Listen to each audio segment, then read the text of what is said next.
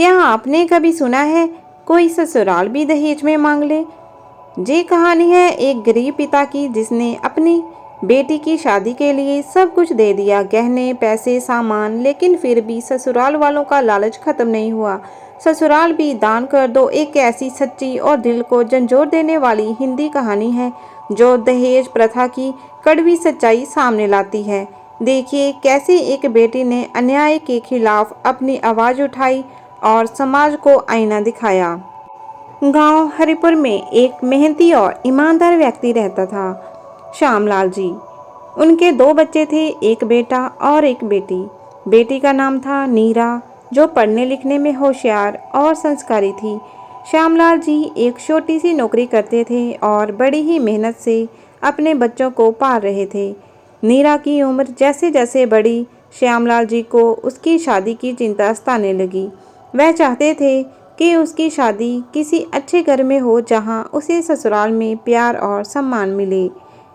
एक दिन गांव के एक रिश्तेदार ने बताया कि पास के शहर के प्रतिष्ठित परिवार के लड़के विकास से रिश्ता आ सकता है।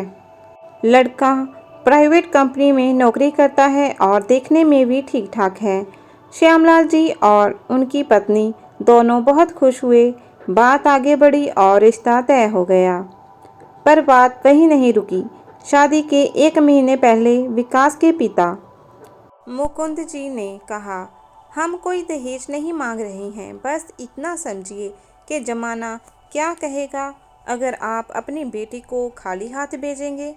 श्यामलाल जी कुछ समझ नहीं पाए, लेकिन धीरे धीरे मांगे सामने आने लगी। एक फ्रिज, वॉशिंग मशीन, 50,000 नकद और सोने के गहने। श्यामलाल जी ने बहुत मिन्नतें की, भाई साहब हम गरीब लोग हैं, जैसे तैसे शादी कर रहे हैं।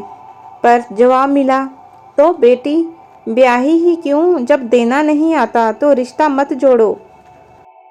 नीरा जी सब सुनकर बहुत दुखी हुई, लेकिन माता पिता की लाचारी समझती थी।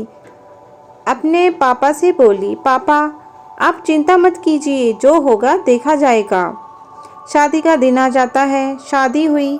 श्यामलाल जी ने जैसे तैसे सारा सामान जुटाया, उधार लेकर, गहने गिरवी रखकर और कुछ दोस्तों से पैसे मांगकर।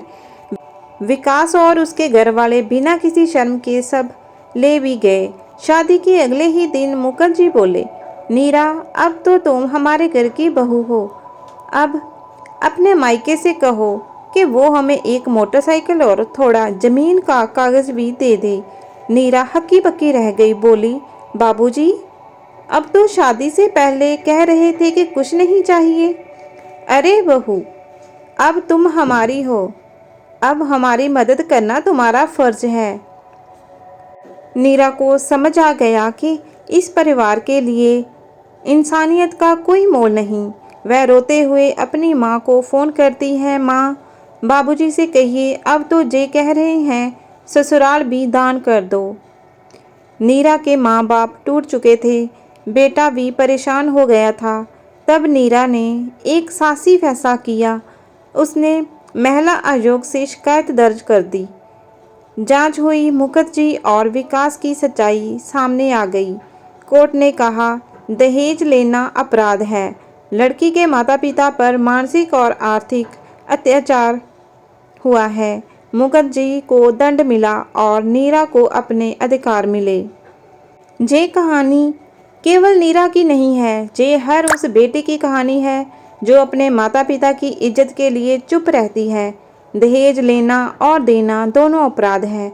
अगर आपके साथ अन्याय हो रहा है तो आवाज़ उठाइए, बेटियां बोझ नहीं होती। तो दोस्तों, ये थी नीरा की कहानी, एक ऐसी बेटी की जिसने अपने हक के लिए आवाज़ उठाई और दहेज जैसी बुराई को चुनौती दी। अगर आपको ये कहानी पसंद आई हो तो इसे ज़रूर लाइक करें, कमेंट में बताएं कि आप दहेज प्रथा के बारे में क्या सोचते हैं और इस वीडियो को हर उस इंसान तक पहुंचाएं जिसे इसकी ज़रूरत है। ऐसी और भी सामाजिक और दिल छू लेने वाली कहानियों के लिए चैनल को सब्सक्राइब करना ना भूलें। मिलते हैं अगली कहानी में एक नए संदेश के साथ। बेटियां बोझ नहीं, सम्मान है। धन्यवाद।